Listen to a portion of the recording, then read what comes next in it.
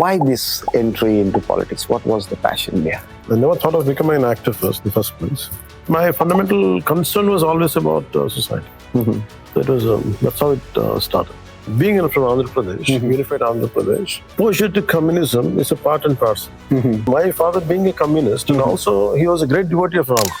But more or less, if you look into everybody, in a more or less any majority of the communist households, they're also devotees, great devotees. Also some different deity, or it could be Rama, it could be someone else, some other god. But also they're passionate about communism. 2019, you had alliance with communist parties, both the communist parties. You had, Che Guevara, and now virtually you are seen as, person who stitched the alliance between TDP, BJP, and Janasena, and now more a sort of face of Hindutva in South India, who is prominently giving voice to. And I feel Hindutva is a very misinterpreted term. I'm representing the entire nation. But one interesting thing that I find, Ponji, is people who are coming from very underprivileged background, generally people tend to approach politicians for very work which is generally, doesn't fit into the legal framework. But people who are genuinely needy, they see you, some kind of hope in you. What is your most, cherished and favorite role? People generally outside Andhra, they know you more for Gabbar Singh, for instance. Let us talk about the 1 year journey of government, How do you see? What is the experience? In 2003, I have decided I would go into politics. But then I was doing films, but I have decided, till then all through my childhood, I was thinking whether to be in politics or not. What is my ultimate goal? Once we formed the government, it was not a sudden jerk for me, because you're understanding, being in people, leading the movement in a political manner is different. The moment you come into administration, take it entirely different side. Administrative side, it takes normally a certain time. But for me, I've been thoroughly prepared, but it took me around 5 to 6 months to understand the intricacies of it. To find out some kind of solutions too. Panchayati Raj seems to be very close to your heart. One of the big initiatives that you have taken in last 1 year is the record that you have done, that more than 13,000 Gram Sabhas on one day. How do you see your role as a Panchayati Raj Minister? We had one native village of ours. I think because of our economic difficulty, we sold out the house and everything. So my connect was village to a village is very emotional. The moment we came into power, then I said I opted for Panchayati Raj because I can do something. I personally never connected to the concept aspect of actor in me. For me, I'm more comfortable in a political role than an actor's role. I think that's how I trained myself. So I trained myself like a social activist. I can't say I'm a political leader also. Even deep down, I think in many of your screen roles also you are more of a social activism. Temples were not just places of worship. It's a place of learning. Places of learning, arts, culture. Even most of the dance were performed in temples. Literature is preserved, even banking system. But that is a core issue at the heart of many, discussions in southern part. Governmental government is a regulating body, not a body of authority, not a body where to accept the funds of the temple. But the problem is the funds, if it goes into the state exchequer, there is an issue. That's what I think. I remember one of the sayings of Chanakya says, if a temple's money is usurped, it cannot be forgiven. Adharma. It's ultimate sin. So why I propose the Sanatan Dharma Raksha Board is, for me, always I look at if there is a board for Islam, Waqf board is there to protect their properties, how come we don't have that such kind of board? Right from 5th class, 4th class, this is my experience I'm saying it. When you do any kind of related to Hindu Dharma, whether I put a tilak, I put a sindoor, I put a patta, you will be mocked in the school. So for that reason, right from a childhood, you try to wipe out those identity. Maybe that entire system around that time at a global level, maybe could be part of communism, could be of atheism, could be of secularism means only. I think all these conditions made us never to project our belief system. But luckily by age of 18 or 19 I have realized. 18 and 19 I have realized, and I feel I should not mock my dharma. Worst part in a Hindu family is We are Hindus, we take it easy for granted. When someone introduces a person of Islam, oh, he's a very devout Muslim. Oh, he's a very devout Christian. He goes to Sunday church. He goes to... And this is what happened. This, all these 40 days he does Ramzan time. Now there is another narrative that is being played, especially from your political friends in Tamil Nadu. that Ganesha is North Indian, Murugan is South. How do you see this entire North versus South debate that is being created? I think we should create the North-South, we can say Southern Bharat. I think we have to restructure the words. Sometimes, this the regular usage of words by certain people creates a different, some kind of different connotation sets into that. So I prefer to say there is no such kind of divisiveness. Three language, it is very necessary for this particular generation. In fact, from my exposure to Hindi in my school really helped me to understand Ramdhari Singh Venkata, to understand, to read his poetry, to read certain books. Besides mocking Hindu or abusing Sanatana, language is one. Another, favorite part of politics has been, targeting Delhi, anti-Delhi politics. और ये जो यहाँ दिखता है ना पवन, ये पवन नहीं, आंधी है.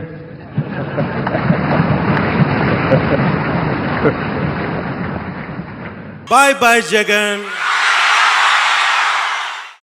Namaste viewers, welcome back to Organiser YouTube channel. Today we have a very special guest. South Indian politics has seen twists and turns. But today, the person who has virtually, redefining politics of South India and especially Andhra Pradesh, and who Prime Minister Modi called is not just Pawan but Andhi, that is storm. So, person who was, born as Konidela Kalyan Kumar, but popularly now known as Pawan Kalyan. An actor, filmmaker, social worker, and now politician, is there with us. And so let us have a discussion about his life, his passion, his entry into politics, and his future plans. So namaste Pawanji, and very, very, congratulations for completing your 1 year in office and new responsibility as Deputy Chief Minister of Andhra Pradesh. Sure. And thank you for sparing your time to talk to Organiser. Okay. So let us start with this. You have been a very successful actor. You have been a filmmaker. Why this entry into politics? What was the passion behind it? I never thought of becoming an actor in the first place. We grew up in a very small, lower middle class family. Always we had this quite a working class. More of my father was an employee, a government employee, who used to work in police, and later he went into the excise department. Yes. So he was fundamentally he was a communist in his teens, and in his Unified Communist Party, he was a member. Mm-hmm. So he went into underground, both him and my uncle, both, in their early 20s. I think they brought the political nature into our family. Mm-hmm. And both of them, my father was also into arts, fine arts. Mm-hmm. He was also a theatre actor. Mm-hmm. So I think it was blended right from my childhood. So it was not something new. So awakening towards politics or political history and politics is a part and parcel of our growing. Mm-hmm. Later, I opted for to become an actor, but my fundamental concern was always about society. Mm-hmm. That's how it started. That's good that you have brought in the point of the communist leanings, and Andhra has been known for most of the Maoist leadership. And the South has got the leanings. But especially Andhra Pradesh, where the entire whether you see PWG, whether you see earlier Avatar, in 1940s of Tibaga movement, then MCC and now CPI Maoist. Yeah. You also started your campaign at one point of time with Che Guevara. No, for me, see, if you look at it here, if you look at Varabandal Chandra Reddy and Alu Sitaram and saints, Swami Samartha Ramdas, Swami Samartha. Samartha. So we're all, everything is blended into one single fabric to me. For me, because for a lot of people it would be different, but especially from being from Andhra Pradesh, unified Andhra Pradesh, exposure to communism is a part and parcel. And because I grew up in Nellore, which is a hometown of Puchalpal Sundaraya, who was a main instrumental for Telangana freedom struggle. So I grew up in Nellore. So no matter if I go to school, it is India mortgaged by Thermal Nagareddy or Tupaki Gotandwara Rajya. Through barrel we attain independence. We achieve power. So it is normal for all of us to get exposed to either revolutionaries, because we used to, my father being a communist, and also he was a great devotee of Rama. That's a combination. But more or less, if you look into everybody, more or less any majority of the communist households, they're also devotees, great devotees. Also some different deity, or it could be Rama, it could be someone else, some other god. But also they're passionate about communism. And here we had a Bhudan movement was here, Maoist Bhudan movement here. So that exposure to communism is a part and parcel of our life. And maybe in the same way, definitely when you're growing up, I had never seen great good fighters around me. Though I got exposed to Bhagat Singh and Chandrasekhar Azad and a lot of the leaders. But one aspect of Che Guevara it was quite interesting for me. Being a doctor, how come he didn't work just for his country? He also worked for some other country. So I looked at that universal aspect. And also being a doctor, mere curing people for a disease is not that. It is curing the ills of society is more important. Maybe that aspect I think I got attracted.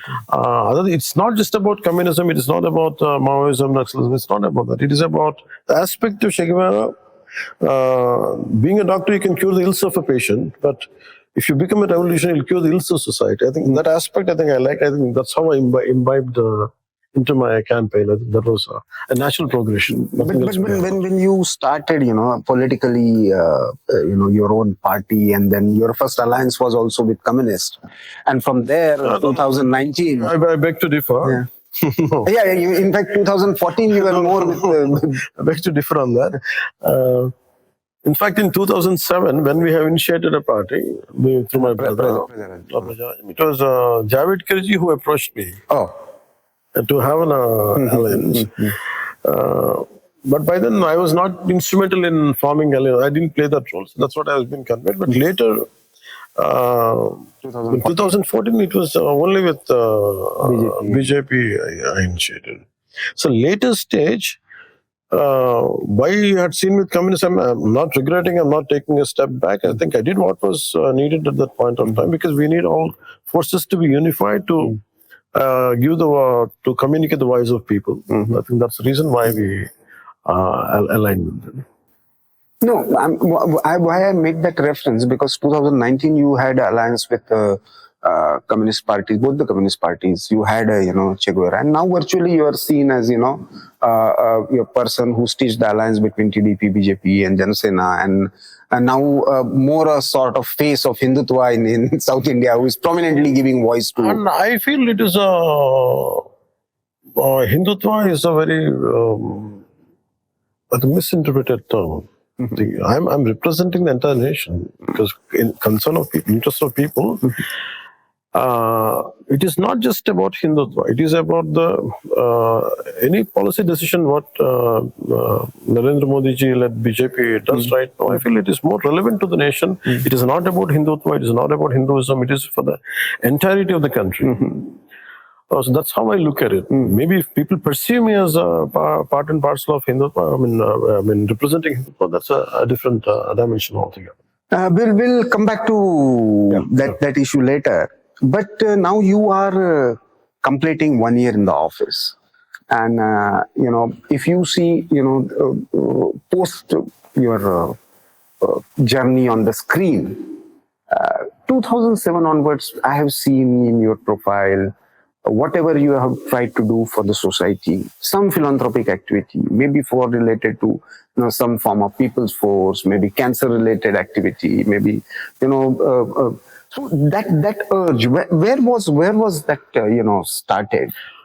I think it was there right because of my father and mother. I think they have that habit of giving and habit of standing for some less privileged, underprivileged.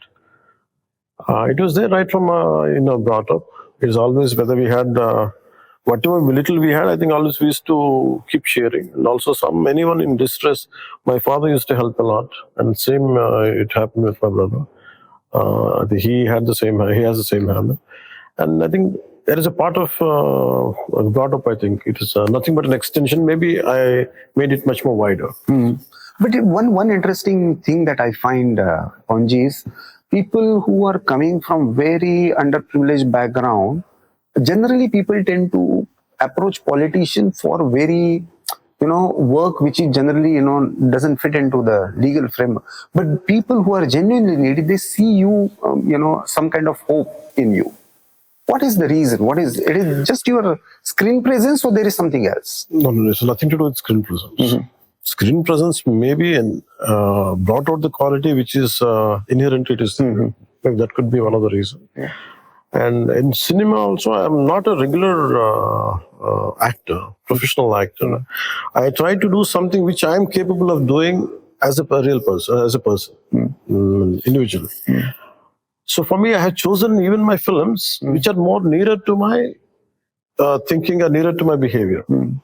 So I'm not a very thoroughbred professional actor. So somehow I choose my films are very grounded, something very relevant, maybe a little lower middle class, and always an underdog, how he would like to emerge out from his own circumstances which are confining him. I think it is something, what they had seen me off the screen also, I think I got attracted. That's what, in one sentence, I can... What is your most, cherished and favorite role? People generally outside Andhra, they know you more for Gabbar Singh, for instance.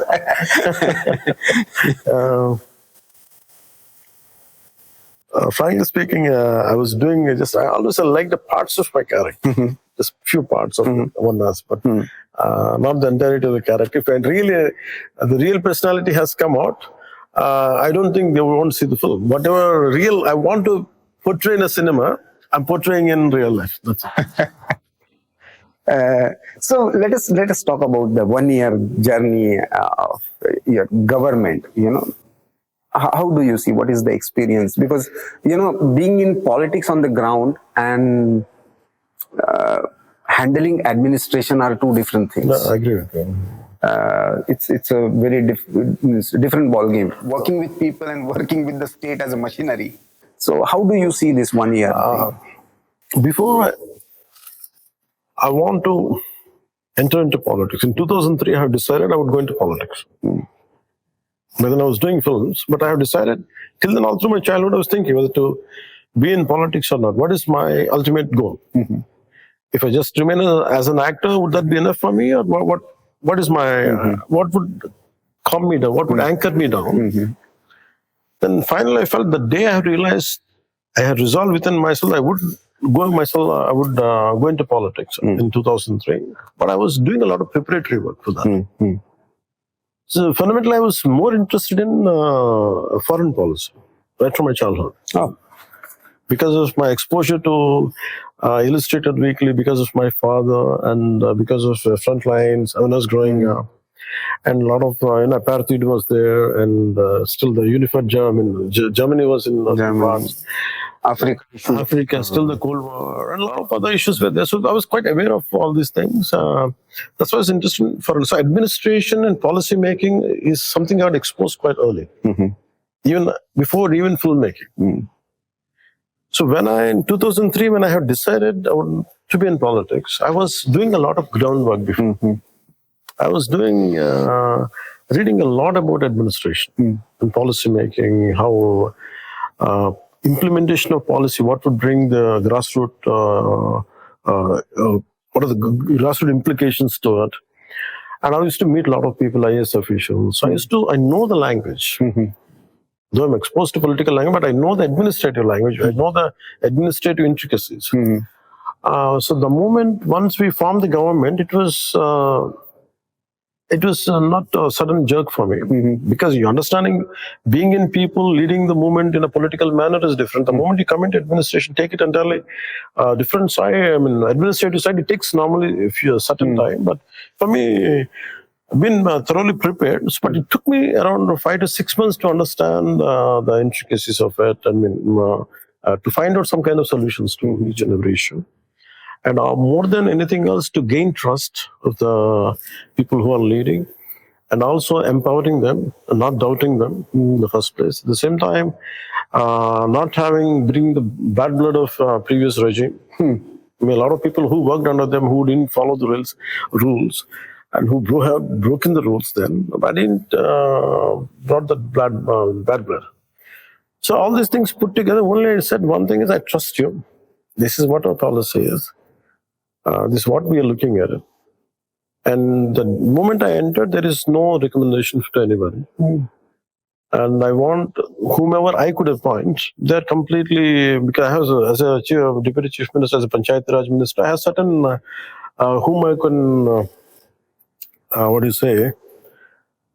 can give certain transfers or whatever it is, from my peshi, I want it to be as clean as possible. If when a simple incident happens, anything about money, they will be kept at bay. And I showed my commitment and my integrity. I think that's what reflected. And that laid a good path, that laid a good foundation in this 1 year. This Panchayati Raj seems to be very close to your heart. You know, one of the big initiatives that you have taken in last 1 year is the record that you have done, that more than 13,000 Gran Sabhas on one day. Unfortunately, for last few decades, post-globalization phase, we have developed some kind of mindset that, you know, our villages are underdeveloped. Unless there is urbanization, there cannot be development. But at one point, villages were the engines of growth in India. Yeah. You know, they were the real activities. So, how do you see your role as a Panchayati Raj Minister? We had one native village of ours. I think because of our economic difficulty, we sold out the house and everything. So my connect was to a village is very emotional to me. And I had seen the beauty of each and every village, no matter which place go. As long as people don't come there, as long as it doesn't get urbanized, they used to look beautiful. The roots are intact. The roots are intact, the culture is intact, and the relationship, the social relationship is quite integrated. Of course, there will be issues no matter where, but it is not. But the moment globalization entered, especially... And more importantly, they are more sustainable in terms of living. They do a very sustainable living. Okay, in the name of development, especially in mid-90s, I was more grew up in Telangana in my mid-20s to till now, till recently. So I know that how the beauty of Telangana, rural side have changed. How it has started collapsing. So one of the songs is called Palle Kanneeru Peduthundi, where village is crying. That is the meaning of the song. And though the song was written quite late, but I used to feel the pain of a village. The beauty of a village is collapsing. The integrity or the culture of the village is totally going haywire. Globalization is dominating, and the family is getting broken because of globalization. So I was very guarded for a village. because I want that village, the culture, and to be intact. It is very beautiful the way they got. Even if you go to a simple a tribal habitat, the way they maintain their culture is very. The sustainable living is so high there. Hardly they use anything, unlike any urban living. So for me, the moment we came into power, then I suddenly opted for Panchayati Raj because I can do something. And I'm glad that we are able to do it. And in all these years, because especially I was exposed to one aspect of the reason why I took it is because of in my 2005, I think, when Mr. Y.S. Rajshekar Reddy was the Chief Minister for entire unified Andhra Pradesh. One statement of a farmer has really shaken me up. He's saying before they used to, his farm was taken away by the government. By then, even the new Land Act didn't come. So I was watching on TV. That was also a phase of, highest number of suicides. Around that time. So the farmer, I remember those lines. He's saying before, I said, why are you doing Dharna? He said, because I want to safeguard my land. And he was saying in a very painful way, he's completely given up. In a very delusional manner, he said, no, before, people used to lay roads for villages. Here they're collapsing villages for the roads. So I'm losing my land. So that really gave me a lot of pain. Then I said, what happened to Gram Sabhas? So the concept of Gram Sabha seeped into me then. I said, any issue, it can be resolved through Gram Sabha. Gram Sabha has become a mere decorative particle, but not it is not applied with the true intent. And today, what I'm struggling today is, even when I did, I said, I want the entire people of the Panchayat to be in a participatory mode. And we have to really motivate them today. So with a great difficulty, we have tried. And that's the reason one single day we could do 13,326 Gram Panchayat because of the overwhelming response. But still, there's a lot to do. It has become more structural rather than the sole participatory governance part. Participatory governance aspect has to seep into that. But what was the achievement of this 13,000 Gram Sabhas? If you want to see in terms of So we are able to allocate around 30,000 works, and the last 5 years, previous government has completely neglected the development of villages. Their only thought was to pay some pensions, to give some whatever funds, but their infrastructure is completely collapsed. So we were able to revive that part, and roads have been laid, and around close to around 4,000 crores, I think we're able to take the works for around worth of 4,000 crores. And recently we are able to reach out to villages. We have a lot of difficulties in financial aspect, but still we're able to give our best, and we're able to more than one is getting the infrastructure back into action. Strengthening the infrastructure. At the same time, we have made people confident that this government is willing to do something, willing to come one step forward, and willing to address all the concerns and woes. I think that is a major achievement we have done, apart from what are the developmental activities and the investments part. Is there, the follow-up mechanism or some monitoring mechanism that is in place? Because one day event having a world record is one thing. And with your kind of popularity, perhaps, people will be motivated one day. But what is the administrative wise, governance wise, what is the follow-up mechanism or monitoring mechanism, whether the works are allotted or... Today, whatever we have initiated, I agree with you, it should not be a one-day affair, one day kind of hitting the headlines. And I don't believe in that, actually. Even I never into buying the idea of, these records and all, and I don't I like the concept, practically. For me, to bring suddenly, to shake up the lethargy of the administration, because everyone is the last half a decade, they were not given any task, any kind of work. They completely got rusted. So to shake out from their, what do you call it? I can't say lethargy, but some kind of, they're in a dormant state. So to shake them up, I think these kind of activities we do, but predominantly the continuity activity is not being seen. Maybe some digital infrastructure or some digital, framework, maybe some window system where you can regularly monitor what kind of work. That part we are doing. That's what I'm saying. That is the reason why it won't be seen. The only thing is like how people feel. The only measure for all this is what kind of tools we have, what kind of systems we have. That is all for our consumption. But actually, what people should feel is if I have an issue, okay, I'm able to resolve. It's getting resolved here. And that kind of mechanisms are put in place right now, and which still we are addressing it. It is, I can't say it's finished, but we are addressing bit by bit.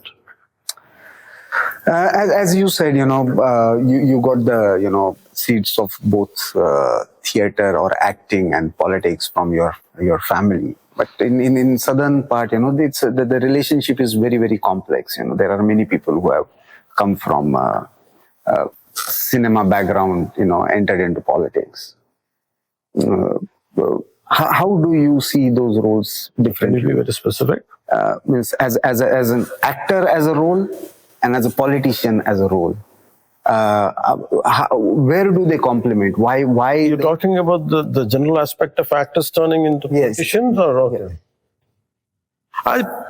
I personally never connected to the concept aspect of acting actor in me. For me, I'm more comfortable in a political role than an actor's role. I think that's how I trained myself. So I trained myself like a social activist. I can't say I'm a political leader also. Even deep down, I think in many of your screen roles also you are more of a social activism. It's because of that. For me, my mind entire tuning of myself is more into a social activist. Then later acting or actor tag has been I have to embrace it. But when I take up a task, I think I'll give my 100%, whatever is needed for the job. But there is one interesting thing, Tonji, that is happening in the last few years. This the cultural narrative of Bharat that you talked about. Yeah. We have seen many films, especially coming from the regional side, maybe Telugu cinema or Kannada or Tamil or whatever. But it's not like Bollywood is defining what is Indian culture. Now there are, and this is more on the acting side or cinema side, because you have more on the cinema side. Filmmaker also. So do you see there is a significant shift that, Indian cinema in a true sense is now getting represented? No, there is, I think each film industry has its own unique strength. I prefer to call it as, we call it as, I don't even prefer the word Indian. When you say Indian, for me, a part of it sounds alien to me, but as we are used to it, I use it once. But for me, Bharatiya Chitra Parishrama.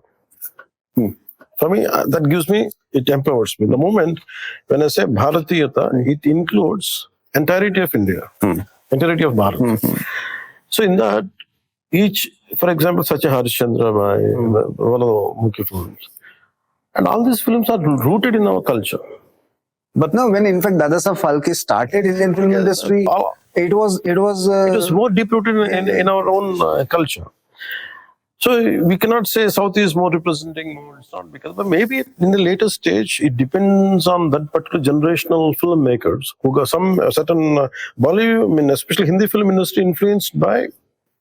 And one part is globalization. Global markets were exposed that part, and before that, more of left-leaning was increased.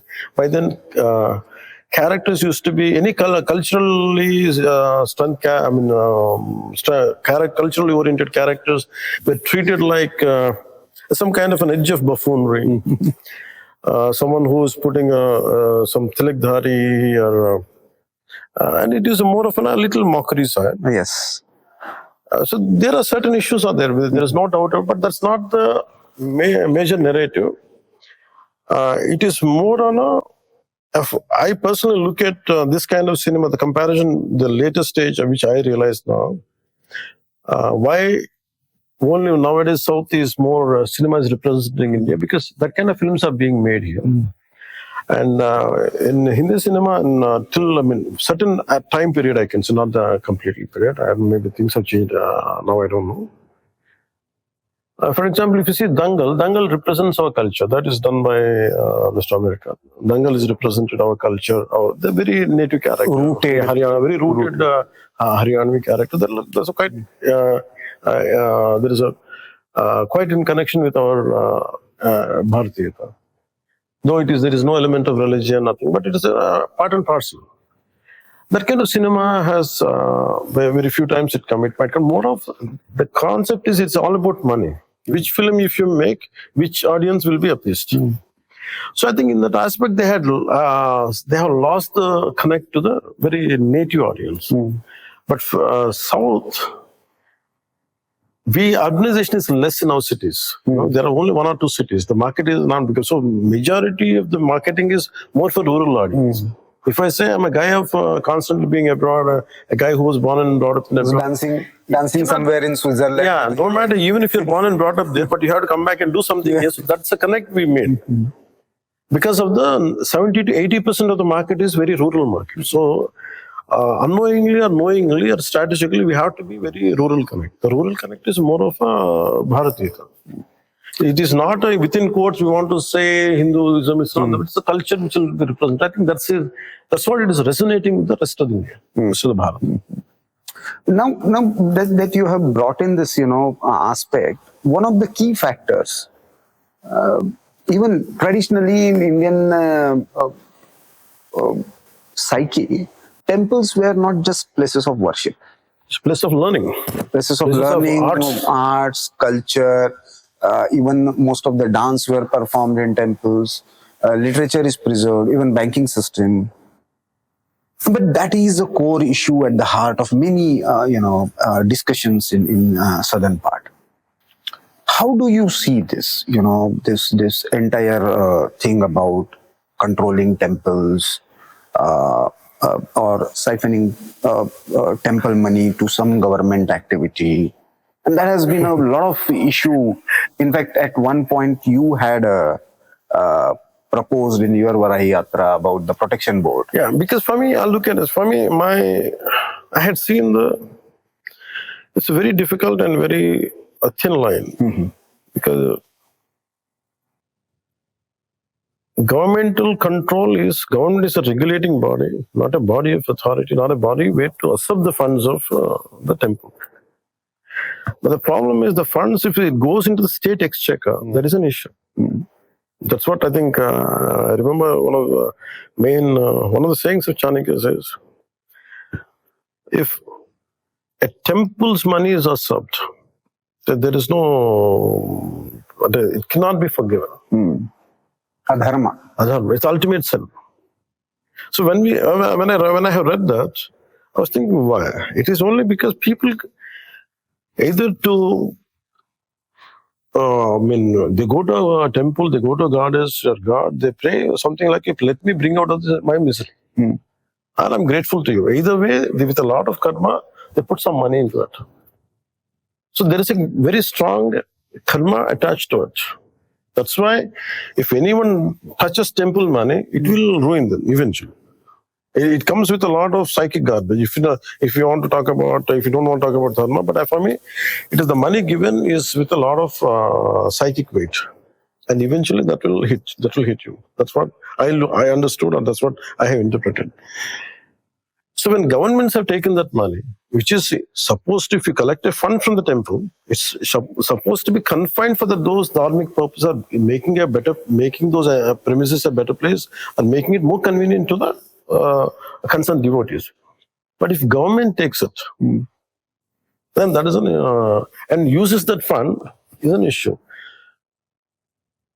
So why I propose the Sanatana Dharma Raksha Board is, for me, always I look at if there is a board for Islam, Waqf board is there to protect their properties, how come we don't have that such kind of board?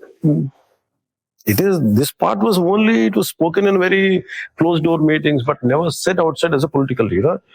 It might cause a lot of maybe implications. I don't fear those implications. For me, I think that's where I make a difference, because I don't feel threatened I don't feel insecure.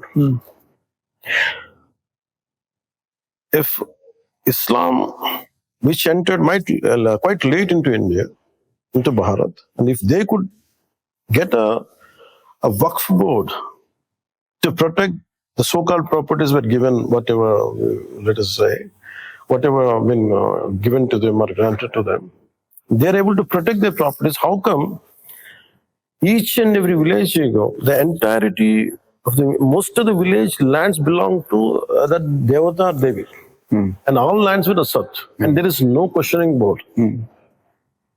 And what happens to certain income, we don't know. And on the top of it, there is a endowments board is there. Endowments board is a part of the government, and they don't do the proper obligatory duties, what is necessary to be done for the temples. So there is a lot of gap. I think I was looking at this protection board to make sure it is a monitoring agency, it's a regulating agency, which should be a combination of both government and private trust. More of the people of dharmic in nature or mathadipatis. This act should be completely come to the entirety of India. That's what I look at. When this entire discussion started about the Waqf board, you made a very interesting statement where you said, if Muslims can have Waqf board, why not Hindus? Hindus' faith is constantly mocked. It's unfair to keep targeting one religion with no repercussions. Why?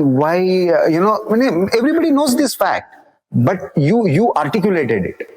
And why people are so ashamed to speak about their natural cultural identity of Bharat? I think that's all we have been conditioned. See, it is something like this. When I was in 4th grade or 5th grade, my mother used to tell me, go to Vinayak temple and pray before exams. I used to go to exams and everything. I used to go to temple, come back, exams. Okay, whether it depends on my capability, whether I had studied that particular day or not, I used to get good results or bad results. So that particular day, imagine you put a tilak to it, you put vibhuti, we call it as what do you call that? We put vibhuti. We call it in some, we call it patta. So there used to be a mockery in the school. And they are not many of them, my friends only, they're also Hindus. So being right from 5th class, 4th class, this is my experience, I'm saying it. When you do any kind of related to Hindu dharma, whether, okay, I put a tilak, I put a sindoor, I put a patta, you will be mocked in the school. So for that reason, right from my childhood, you try to wipe out those identity. You feel, I can't say we are ashamed, we don't want to show. I don't want to show my bhakti outside. This is how maybe that entire system around that time at a global level, maybe could be part of communism, could be of atheism, could be of secularism, means only, I think all these conditions made us never to project our belief system. So deep down, no matter what political beliefs you have, there are very ardent Hindu worshippers. An average Hindu is a proper, he worships, he prays. That is one aspect which was confusing me when I used to go to school. Second used to be, my mother tells me, go and pray Vinayaka.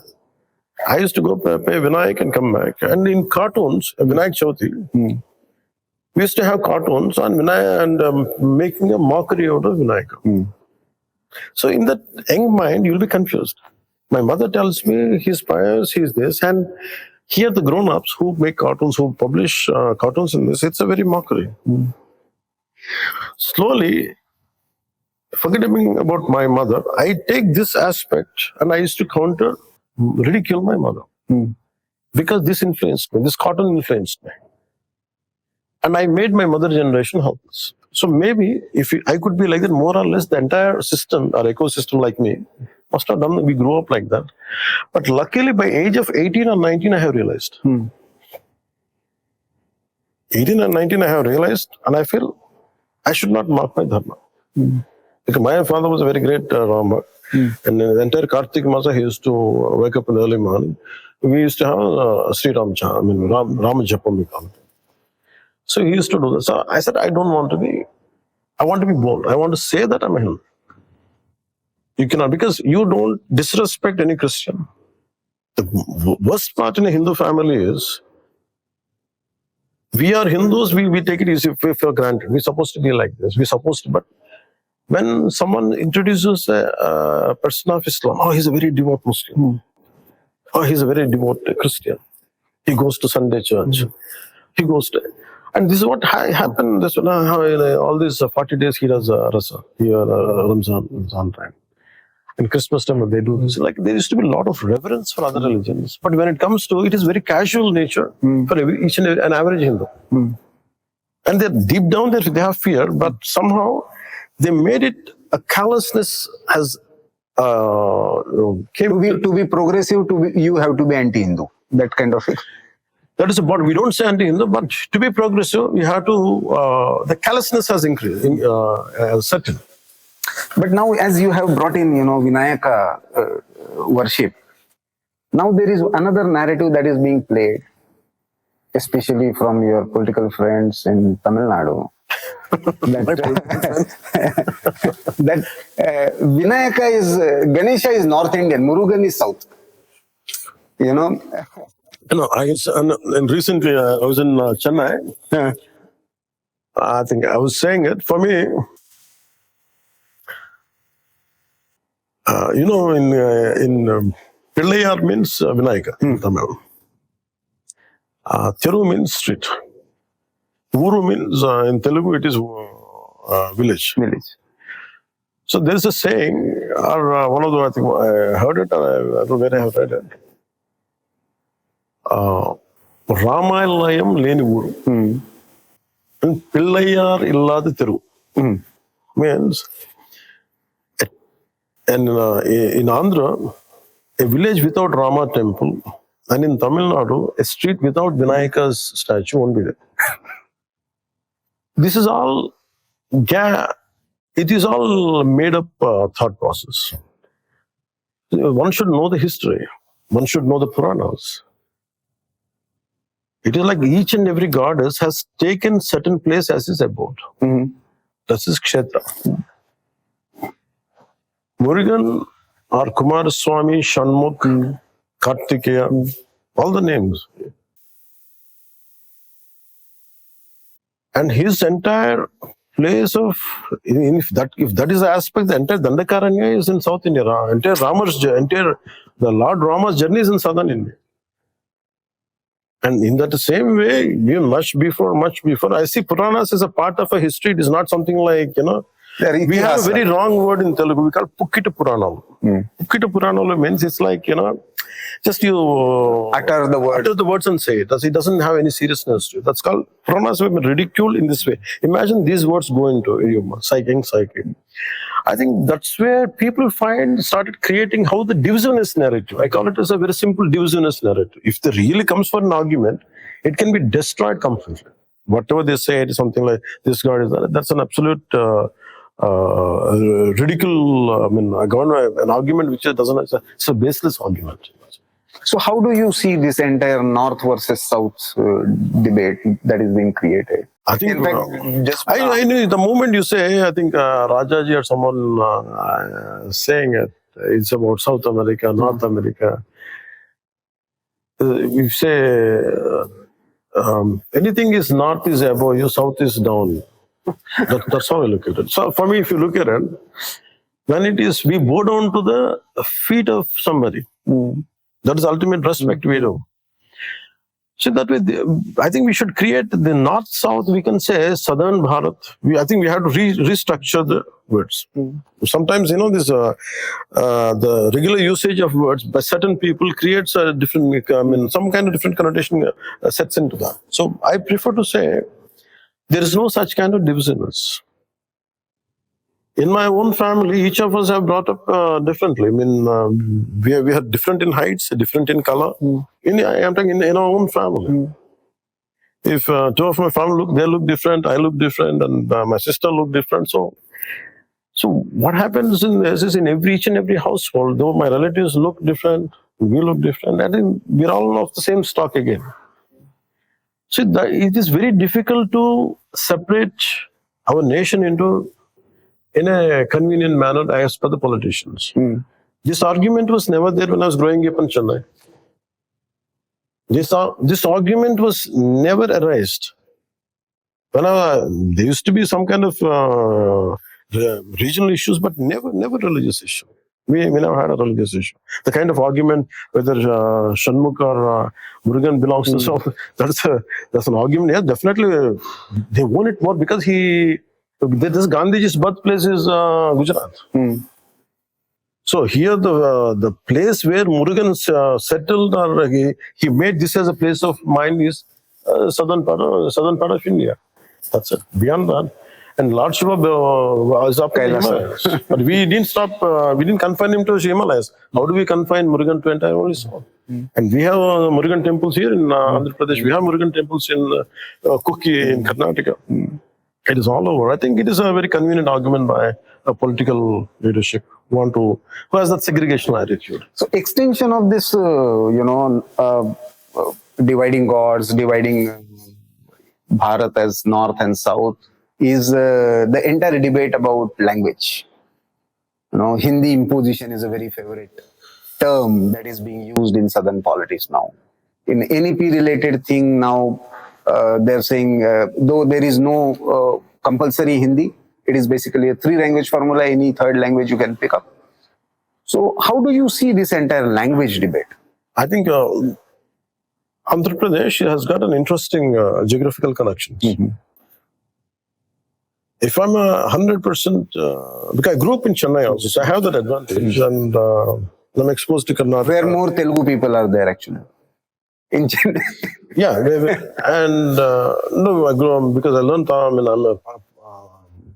No, they speak Tamil. No. Tamil is a part and parcel of a being, and that too, it is all one state. If you understand, before merged into Telangana, right from Barampuram, part of Orissa to this entire is Madras Presidency. So we are a part of Madras Presidency. So later we merged into Telangana. Later we got separated. Andhra, that's a separate story. As in a school when I was studying, we had a 3-language. I had English, I had Telugu, and I had Hindi. So for me, first fundamental, I don't understand. Even when I went to Chennai, also I had a Hindi course. Oh. Yeah. So by then it was out of choice. But maybe it was a 2-language is there. But the problem, it is more of political in nature than anything else. That's how I look at it. So later, nowadays I feel it doesn't hold water, that kind of argument. When you are making films, when you want the lot of workforce or migrant, I don't feel like using the migrant workforce.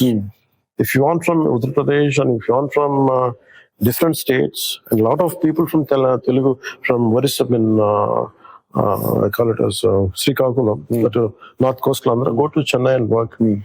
I feel when we're having so much of migration, work migration, and all these things are happening, and I feel that should not be an issue. And 3-language, it is very necessary for this particular generation.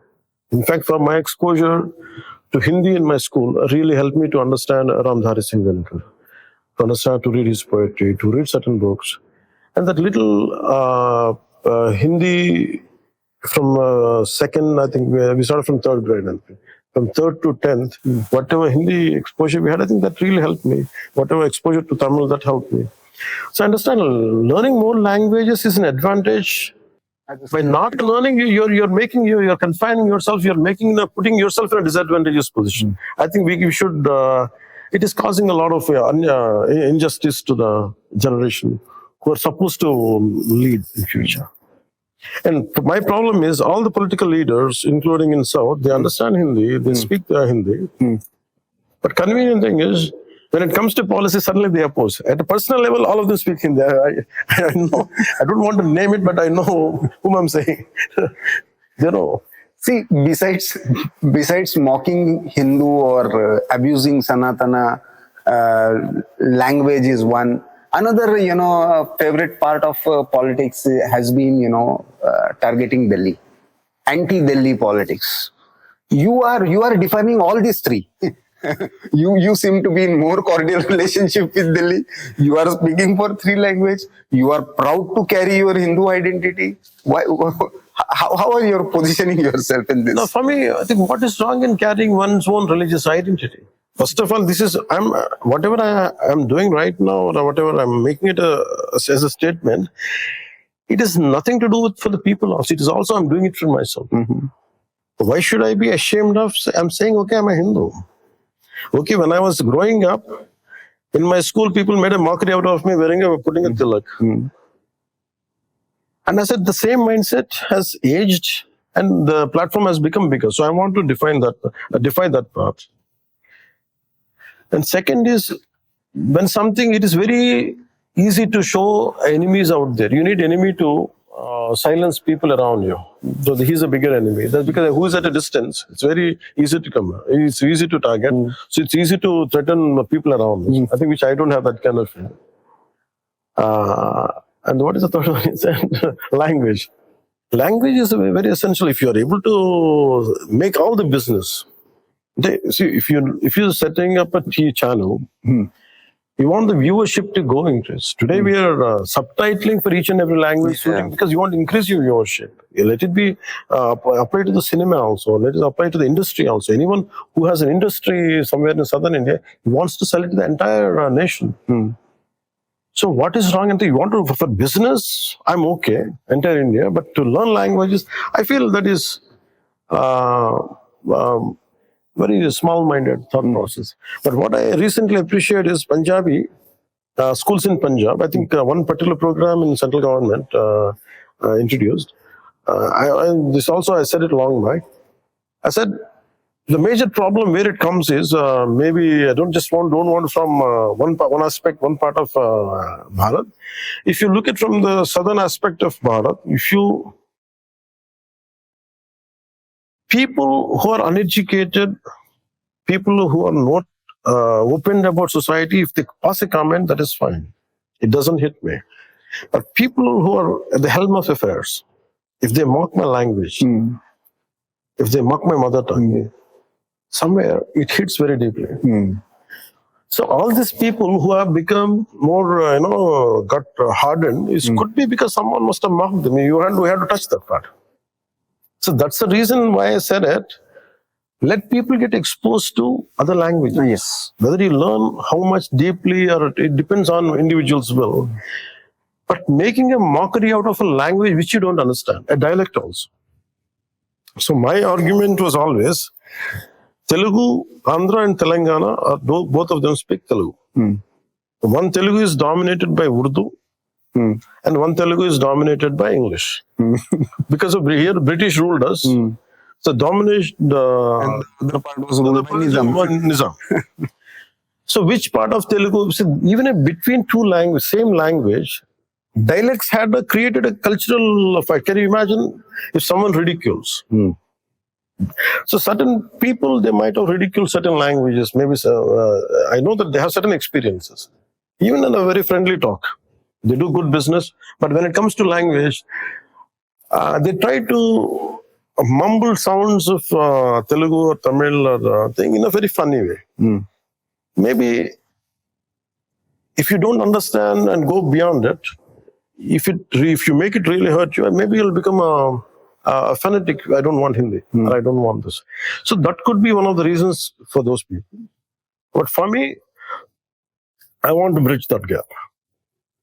I think that's the reason why I was saying once let North also expose certain languages of Southern. Luckily, what politicians could not do, films had done that. Or TV shows had done that. Imagine the most prominent Hindi shows have been dubbed into Tamil.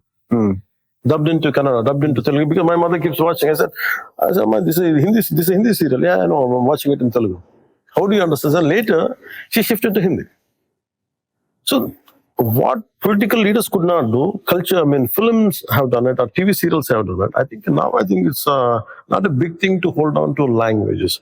And especially in Punjab, I think they had done one particular school program for, I don't know, maybe a few days workshop, which I'm planning to implement here in my constituency also. Punjabi kids speaking Telugu and Tamil. I think a 3-day workshop they had done some basic sentences. I think that kind of message is good enough. In Uttar Pradesh also, Yeah. on most of the religious places, now they have boards in all 18 languages. In Ayodhya, That's one of the greatest initiatives by Yogi ji. That's one of the greatest initiatives, which I myself have been to Kumbh Mela. And I was quite wondering, I was quite amazed to look at boards in Tamil and Telugu. That was quite, it brought a very delicate smile on my lips. I think that is a great initiative. I think that blends more. I think no matter superficially some might do with language, region, religion, the fabric of the culture of this nation is so strong and intact. None can disturb it. Let us now from politics to come back to your vision. One, how do you see yourself more into a larger South India political role or Delhi role, or you want to focus now only on Andhra? Frankly Because speaking, in social media, some people have already started taking you as Hindutva mascot of Southern politics, Yogi 2.0. No, because none can be compared to Yogi ji. First of all, I believe none can be compared to what they were quite seniors, and I think it's unfair me being compared to them. And they are very high in position. They're quite seniors. I think I don't know about people. I should be aware of it. I'm quite aware of it. I know where I stand. I have just started my journey, and what is my vision? My vision is. For me, I grew up with a lot of patriotism. If I would have been, forget about South, even if it would have been only for an area of a small panchayat, I would have been still a nationalist. Because for me, whatever I could do to serve my nation from my own panchayat, I would have done the same thing. Maybe today, maybe my exposure is more, maybe my influence is a bit bigger. So it all depends. For me, I'm committed for my nation's growth. Where I come, at the same time, whatever best I could do from where I'm from. Now, because you have spoken about patriotism and nationalism, let me in the end bring into the current issue. Post Operation Sindoor, you made one important statement where you said Bharat has tolerated for long. For decades, you said, and that's why you supported Operation Sindoor.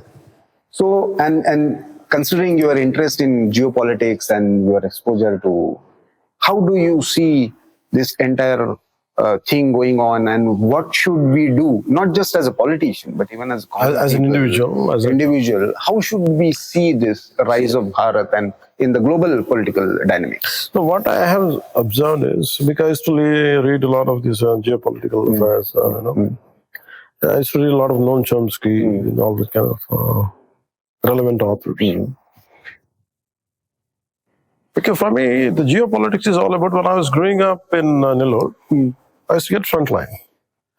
There was a lot of Punjab terrorism was at its peak.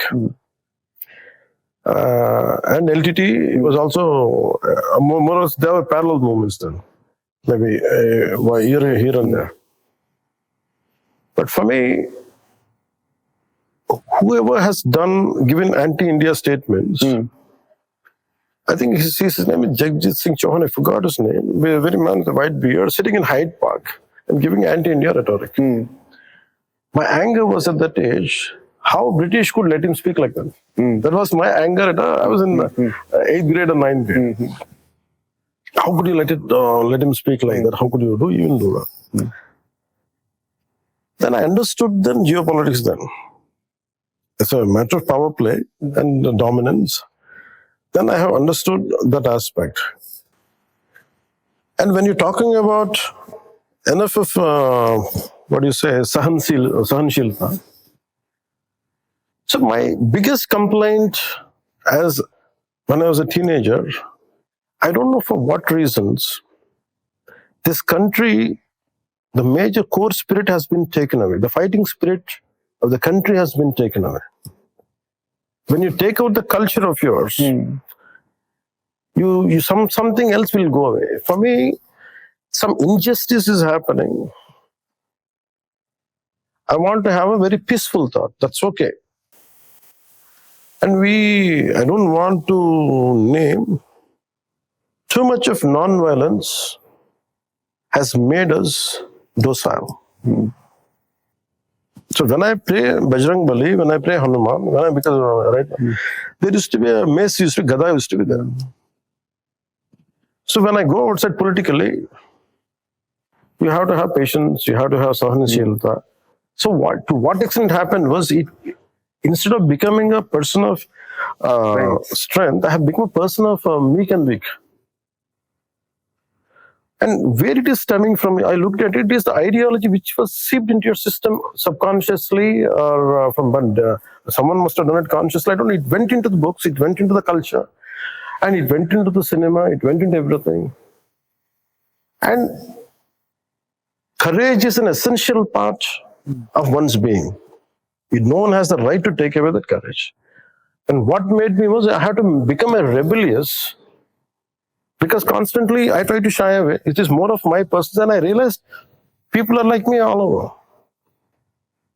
So the entire fabric of Bharat has taken away that courage in one or two generations. Or maybe it is confined. I can't say it has been taken away, but it has been confined to lesser percentage. And whoever is dominant, whoever is trying to push that thing, they're okay. When I say that you're teaching me sahanshilata or non-violent approach, how come you don't teach that guy? Why don't you teach that bully? No, that bully is like that in a school. So apply it to that multifold in growing up. So whenever who does uses the muscle power, and then we're scared of them. One who is more one who is great in the spirit, one who has got a non-violent approach, and he's being taken as a meek, and he's to get hit. Into weakness. I think when I was really irritated,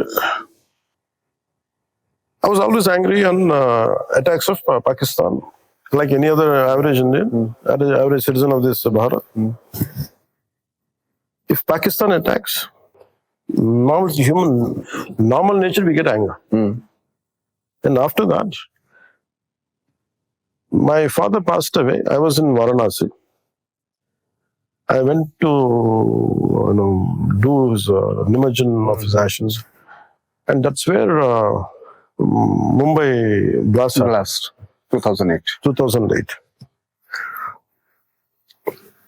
I was about to go to Triveni Sangama. I was about to merge my father's ashes. I thought I had seen it before going into it. Something has started. Then I thought I would go and come back.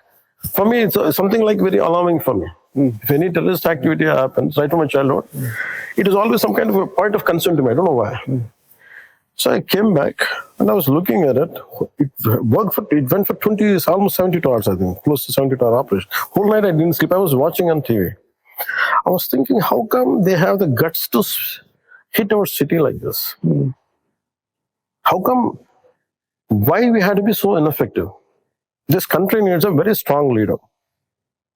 A leader who should create a spine, who should create a fear in the spine of enemies. This country needs a very strong leadership. Very, very strong leadership. I wish that kind of leader would come. If that kind of leader comes, I'll stand by him. That's it. This was my thought. That's the reason why I supported Modi. That was for Operation Sindoor. It is not. It is a very very organically it came out. It's not just because I was Modi. It didn't happen. For me, it stems from there. So in Operation Sindoor, they had, and that too, I had seen practically. I had visited 2 houses, and the way they are normal household. The victims of Pahalgam. and they have nothing to do with any kind of militancy. No, they're not in a governmental position, they're not in a security position, they're not political leaders' families, nothing. Very basic. Someone is an IT employee, one is a bank employee. And the survivors of that family, the wife and the kids are saying, kids. That kid is 11-year-old kid. That kid has become a 21-year-old in overnight. One incident made him 22-year-old kid. The way he was speaking, I said I was amazed at his understanding, maturity, his anger, his pain. And I met another person, and the most painful thing for me was they're not able to see the face. They pumped the entire magazine into their face. The 30-bullet magazine was completely pumped into their face. And it was very, very disturbing for me. Sometimes they say violence begets violence. Some not necessarily. Sometimes when the blowout happens, you have to put one more to call it. Sometimes it is when you have to wage a war, they're full scale, they're waging a war. And here we are saying Sahanshilta. Doesn't work that way. Sometimes you have to be very strong, you have to give a very befitting reply is needed. And that's how you instill courage in the entire nation. Otherwise, people will become weak within no time. The leader himself is weak. So what we can give to such a leader, we will stand by. And whatever decision you have taken, we are empowering that. So I think that's how we inculcate or we ignite the courage. We create a sense of responsibility. I think that's the reason why I was very open and strong about Operation Sindoor. So can we say Janasena Party is more ideologically now cultural nationalist face? Nationalistic? Cultural nationalistic face ideologically now? It was always. Just because I got to, I'm in government or I got, it's not, even if I would not have got seats, I would have been the same. Maybe I personally feel if you're there, it has to yield results. So there is anything you put in an effort of 10 years, it has to yield results. So for me, it started with a very nationalistic commitment and a cultural, I can't say cultural revival, but still cultural resurgence. Resurgence, we can say. So on this nationalist note, it was really pleasure, and I'm sure even our viewers would like to have more and more conversation, but having a time constraint. But really thankful to you for sparing time and talking to organizer. So viewers, this is Shri Pawan Kalyan. Just completed 1 year of coming from a very sacred constituency of Pithapur, completed his term as a Deputy Chief Minister in a new role.